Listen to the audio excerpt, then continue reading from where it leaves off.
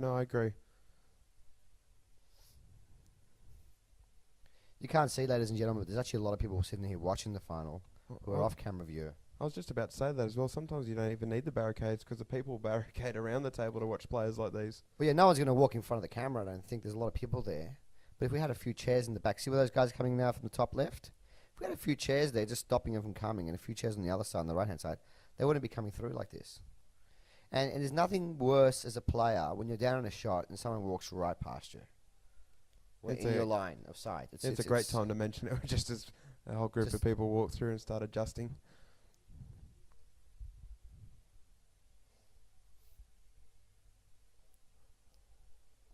It may not be a state title, but the best players in the state did show up for this event. Yeah, definitely.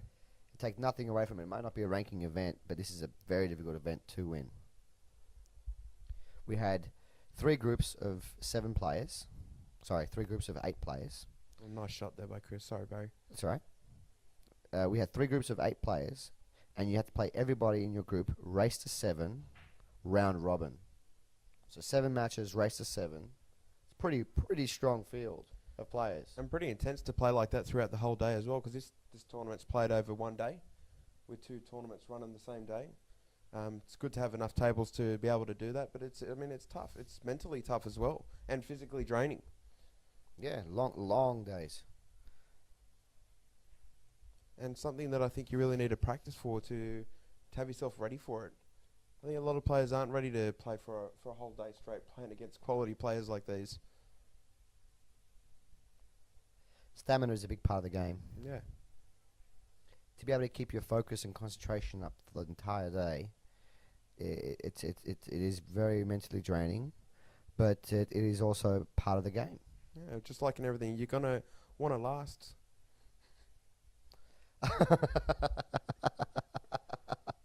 You definitely don't want to get tired too early. True.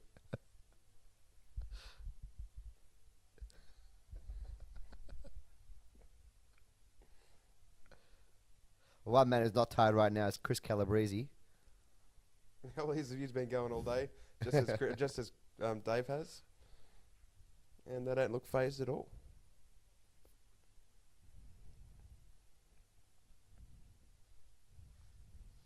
Five racks apiece.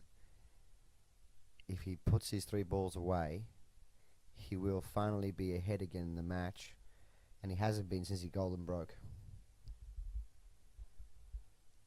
in the very first rack. Chris could have easily been down 5 racks to 2 in this frame. Just shows how important some frames are, and obviously you're trying to win every single game, but I think a lot of the one difference is the players can pick which is the really important frames and put them away. And you notice that different turning points in a match. And I think one of the turning points was when it got to 4-3 when Chris took that rack to make it 4-3 and when he was down. Yeah. There was a big difference in it. And here he is, 6-5 up.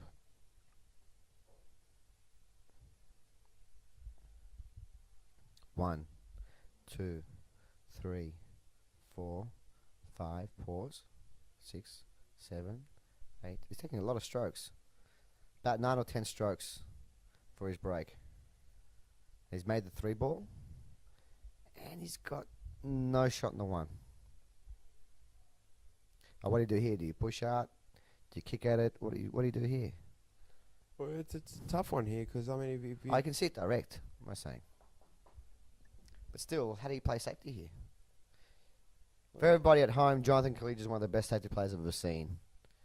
He knows how to wedge that white ball in places that it's so difficult. It's a tough shot. I mean, if he comes straight at it, it's I think hard to just stay behind the 5 and leave the 1 up the table. He might choose to come off the rail and try to hit it as full as he can, but doing that, you're risking going and off in the corner. It's definitely not an easy shot to play. I think he has a big decision to make here, what to do, because this can go horribly wrong.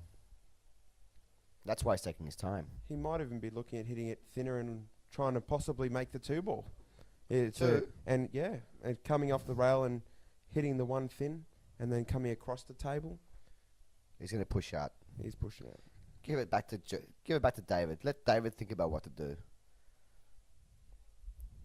But also, see where he's pushed out. It makes the safety a lot easier. It can be tempting here to come off the bottom rail, top rail. If he comes off the bottom, I like the shot here, coming off the bottom rail with top left-hand spin, hitting the 1 full and trying to stick behind the 5. David's going off the left side. I think he's going to. Oh no. No, he's played the shot I just said. That's the shot. Oh, and he's played Beautiful. it nicely as well. Beautiful. Nice shot, David. The Reljic strikes again. The Reljic. Machine Man.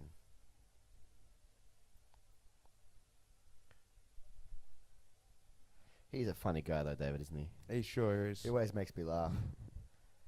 He told me a joke the other day. It was so funny. I peed a little. It was awesome. Really? Yeah. Laugh so hard. We're recording right now? Is it a joke that could have been repeated, Barry? No. We have got some under 18 people who watch this Yeah, movie. don't repeat it anyway, mate. I didn't bring a change of underwear. I do try to control my bowels. 1-2 combination here? No, safety shot. The right shot. Look at this. Oh, played it very nicely. Dave's as known well. for. Look at that. Advanced knowledge. He just ties you up in knots. I played him twice in this event. I played him in my opening match, and I played him in the quarterfinals. And he had me tied up so many times I didn't even get chances to shoot balls. In fact, I was down 5-0 in the quarterfinal, and I had 2 safety shots and a kick shot. That's it. He can really put you on the ropes, can't he? He can just crush you, just keep you. And you sit there and you want to get back to the table. You're sitting there for so long without shooting, and you want to get back. And that's when it really helps to know your angles as well, because you're going to be snookered. When you're playing the top players, you are going to be snookered, and you're going to have to take jump shots, and you're going to have to come off 1, 2, 3, 4 rails sometimes to kick a ball, and you're going to have to know where to put it safe. And that's part of it, because these guys aren't kicking just to hit balls sometimes. They're kicking to leave distance and to play snookers, and doing it consistently, as we saw in this rack at the start. And David now is reaping the fruits of a very, very well-played safety, and has given himself the opportunity now to take this frame and go up and tie the match at 6 apiece.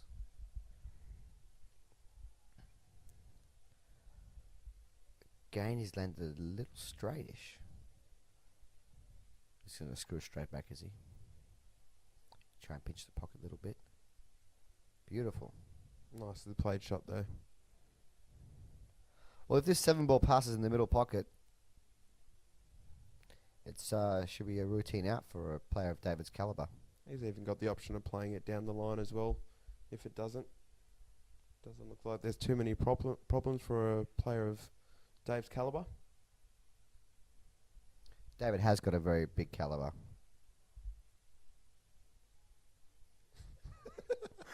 You know what I mean? I'm saying he's a high level player. We won't go into that the right 6 before the 7 apparently. Oh, I don't know about this shot. These shots.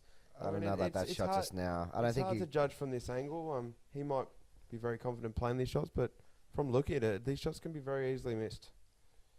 And I think the majority of the times you're going to hit them a little bit too thick. Yeah, if you catch that knuckle, it just pops out. That's a big knuckle right there. I'm sure he wanted to be somewhere else with a white, not there. Come on, David. He's going to play this with right-hand spin, checking the white ball off the rail to get back on the black. And he caught that knuckle.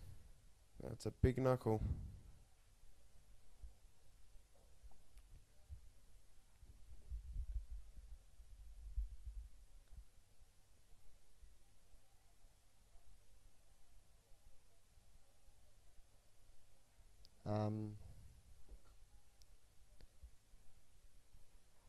See what he just did there?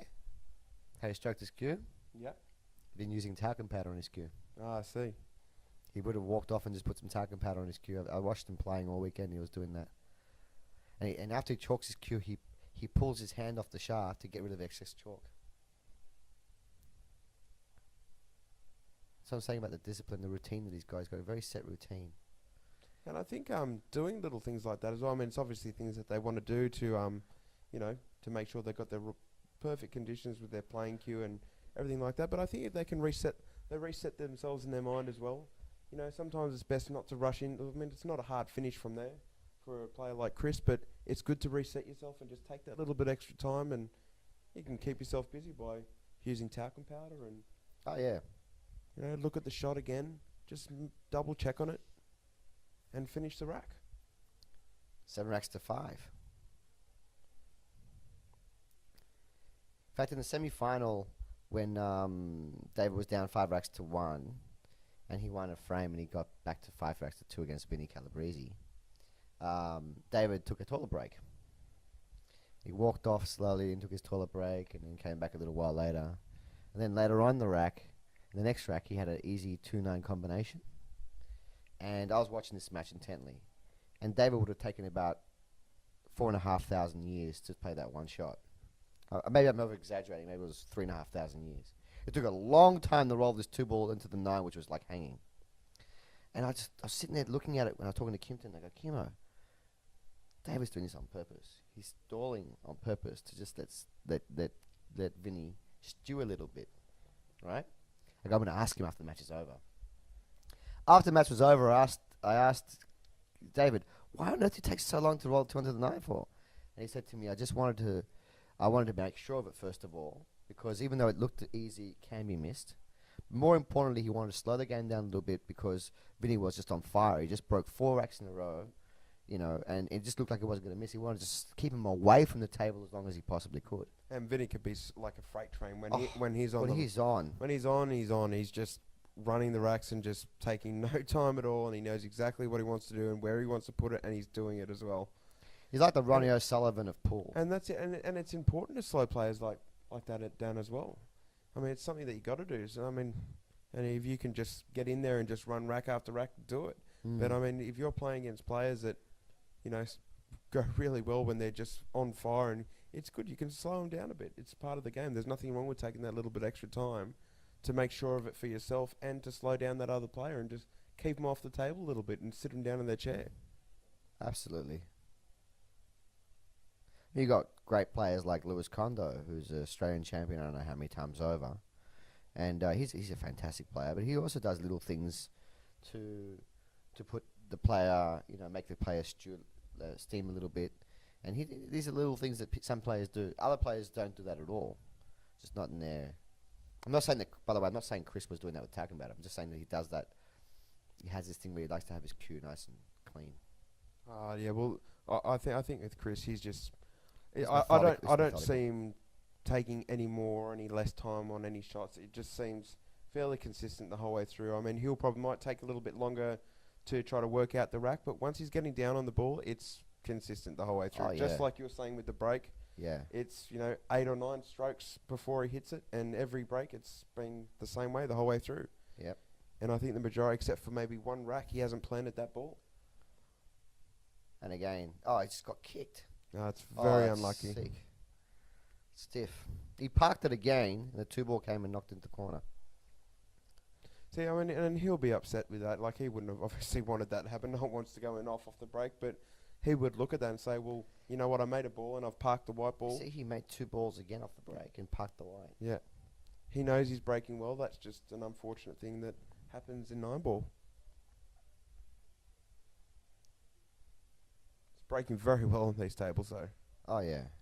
He breaks well on every table. It's important for the other player as well. I mean, if there's one person that's not breaking the best, is to watch how the other person's breaking and try to imitate it. There's nothing. I've done that plenty of times. Yeah, where they're breaking. If they're making balls and they're breaking from a particular point in the table, don't be stubborn. Try to break from that position. Yeah, there's nothing wrong with doing it.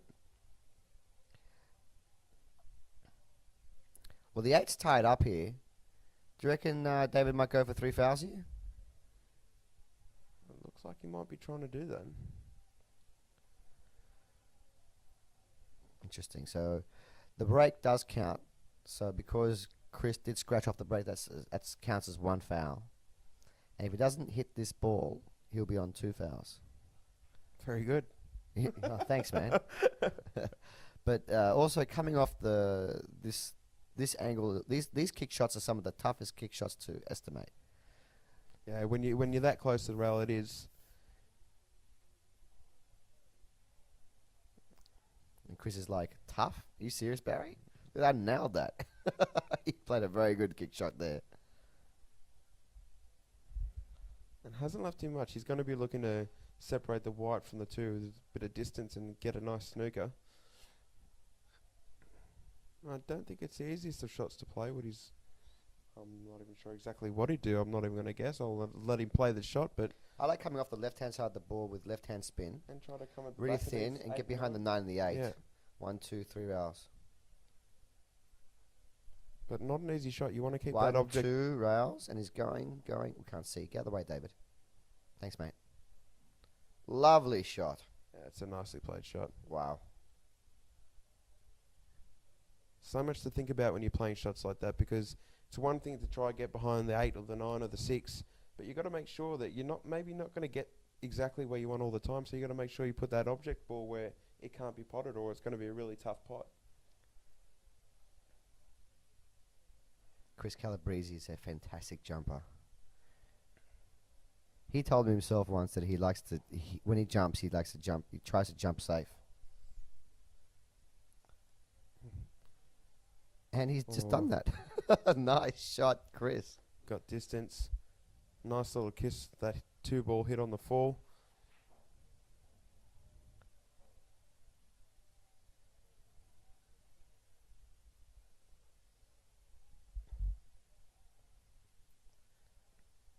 Oh.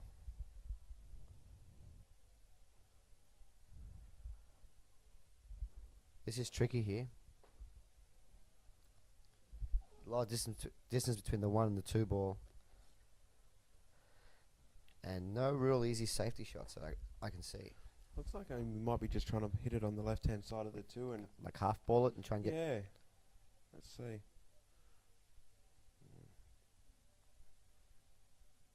That's So not we're what he trying wanted. to get behind the 8 and the 9.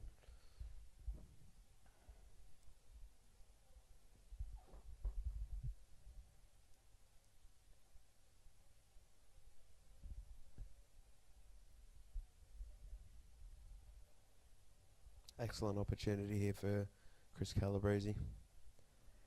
It's definitely an excellent opportunity to get back at the table, but he still has to deal with that 8 and 9. And if he can't break it out, he'll position the white ball in a place to play a very good, devastating safety. Another big frame here as well. Oh yeah, huge difference between 9-5 and 8-6. Yeah. Huge difference.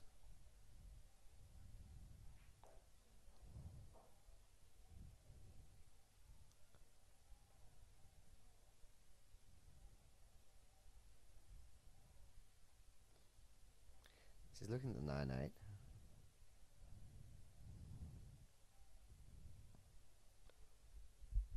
Another army of people walking across. Doesn't seem to affect Chris at all. Chris is too mentally tough to let anything come in. I'm sure all he's seeing right now is just balls, Yeah. holes, cloth, table, and patterns. Oh, beautiful shot. Beautiful shot. Left hand spin, heaps. Loaded that white ball up with heaps of spin. Landed a little bit awkward on this 6. And now he's got the option of either going for the pot or playing a really good safety behind that 9. Looks like the safety option here.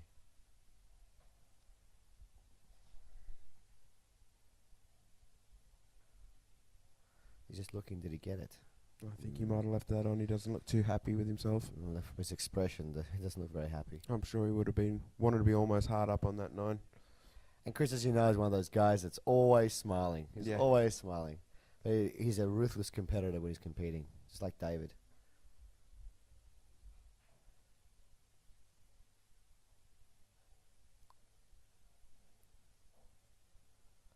Oh.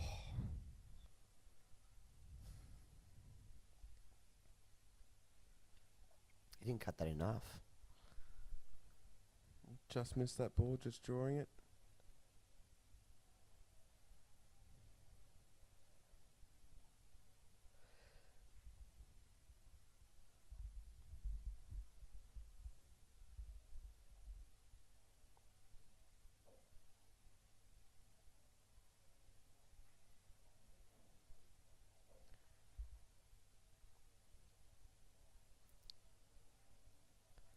2 more balls now to put him 2 racks away from winning this event.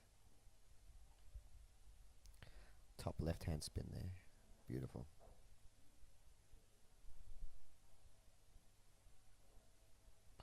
Nicely done, my man. 9 racks to 5 to Chris.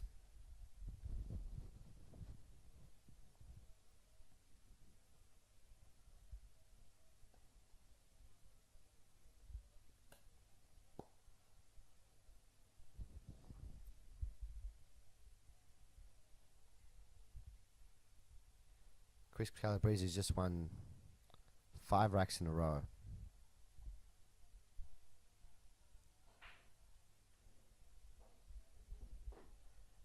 And he's 2 frames away from winning this event. The question is now, can he hold himself together, put them all away? His temperament. And this is where the discipline comes into play when you're hitting that stage where you're only 2 racks away from winning the entire tournament. I mean, you might have urges to get down and play shots maybe a little bit quicker, but if you can just keep that same mentality and that same temperament the whole way through, it's really going to help you to close out matches and close out tournaments and win. Oh yeah, oh yeah. And I think we're gonna see that from Chris. Or you won't see much difference at all in the way he's playing. It'll be the same consistent stroke. And same with David as well. I mean, you don't usually see David rush a ball. He'll just do his thing. Did I just put the mic on? Yeah, you gotta be careful as a commentator. There's a good chance to put curses on people. Let's see. Sorry, Chris.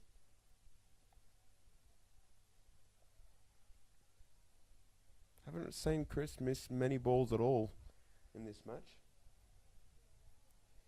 I've been playing with Chris for a few weeks now. I don't see him miss many balls ever. When he's on song, he's on song. Shot from David. Get behind that 9 ball. Nice shot there. So that's what David does so bloody good. So well. His safety game is impeccable.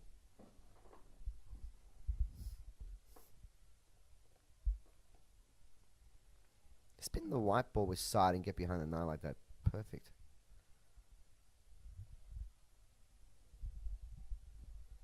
That's the thing with these top players, man. They make the game look ridiculously easy. 2-rail kick here from Chris. Another hard one, being so close that beautiful. So close that short rail. Well, he's got a little bit unfortunate there. He's hit it nicely, but it's kicked back in and left him quite good on the 2 ball. Still work to be done. A lot of pressure on David at the moment. Well, if you just lost 5 racks in a row, there is a lot of pressure, no matter how good you are.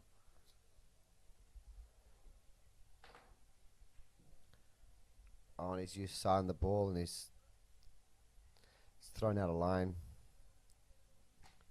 He's not happy.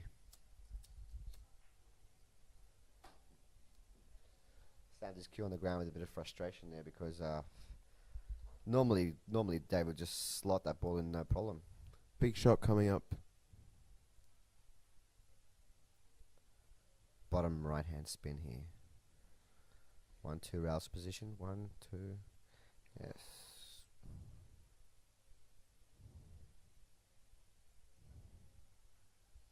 All right, David, you got another chance here, buddy.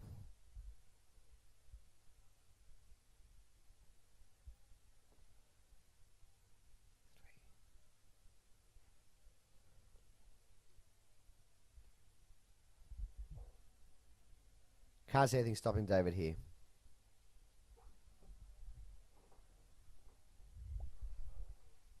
Just stick the white ball right there. Stop your rock on the 4 ball. Oh, He's screwed back. I think he needed to screw back a little bit there, Barry. Yeah, he would have been caught yeah. up behind that 8. Yeah, I thought he could just stop the ball there and just come up and down the table with the white 5 in the middle. But maybe he would have been behind the black. It's just that if you've lost 5 racks in a row, you want to make sure number 1 of the pot, obviously. And if you got natural angles to get to the next ball, why not play him? I know David's thinking right now, Barry, I've won 3 Australian titles. What have you won? That was the right shot. You tell him, Dave.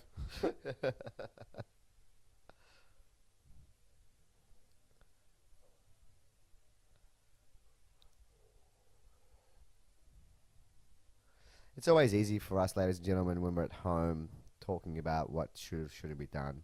And it's actually, there's a bit of pressure on commentators to, when we're talking about matches, because we love the game. We're all students of the game. A lot of you people at home as well are really good players as well. That's why we all have the hub of Cue Ball TV. We can share ideas and points of views. But there is a bit of pressure on us sometimes.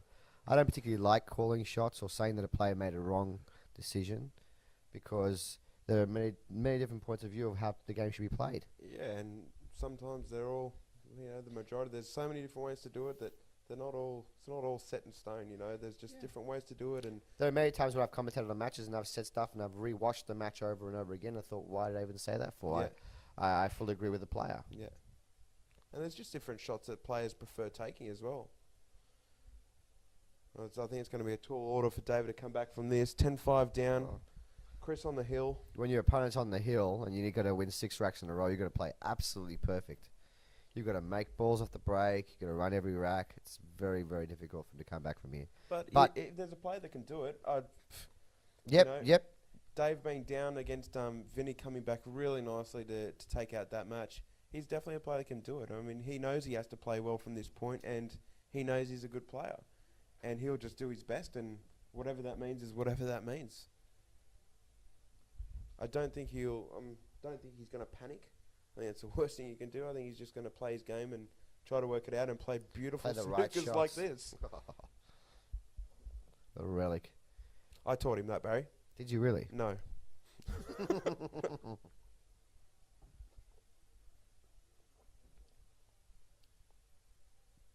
Chris told me himself once that when he gets ahead in a match, he has a tendency, and this is what he told me, he has a tendency, or perhaps like an itch, to play like a fancy shot.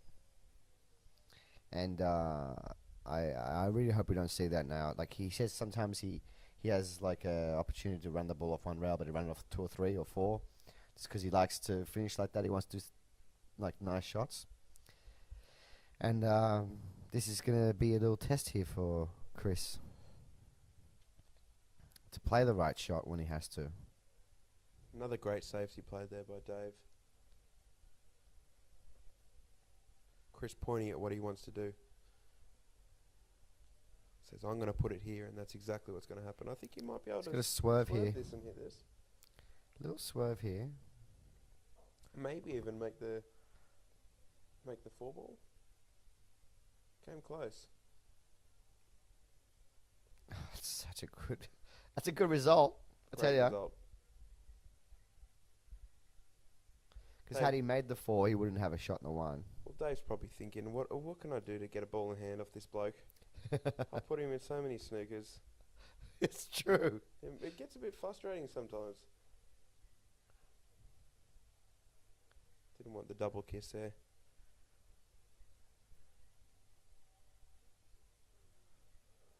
Come on, Chris, buddy. He's going to control this cannon, this plant. Oh, nicely played shot. Beautiful.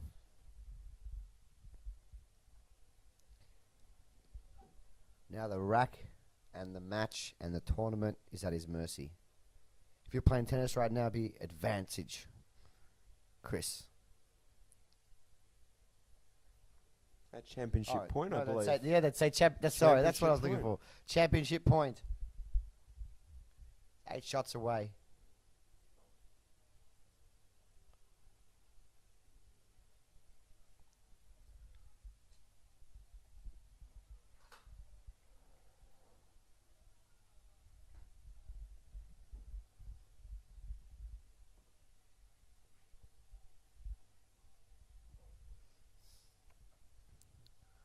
Quarter ball.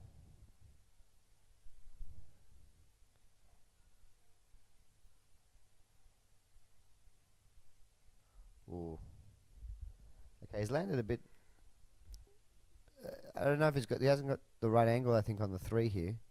He's going to screw straight back to get on the 5. Avoid hitting that 7 ball.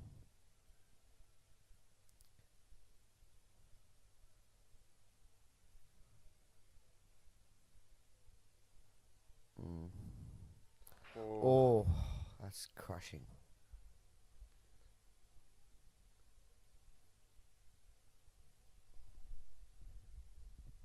Yeah, what just wasn't a really good angle on the 3-ball there.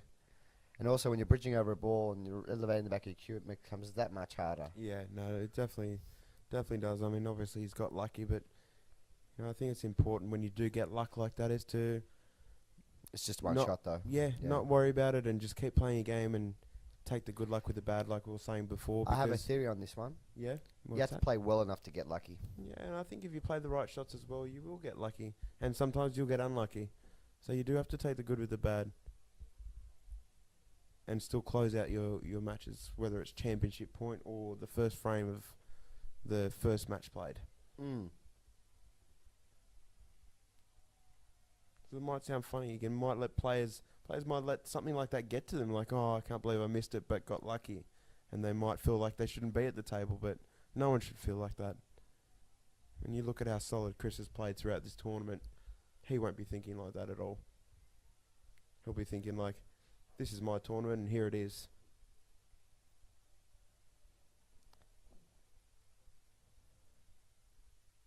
Well done, Chris Calebrese. Yeah, congratulations to Chris Calebrese. Welcome back on the scene. Taking out his first tournament in a while, as far as I can see.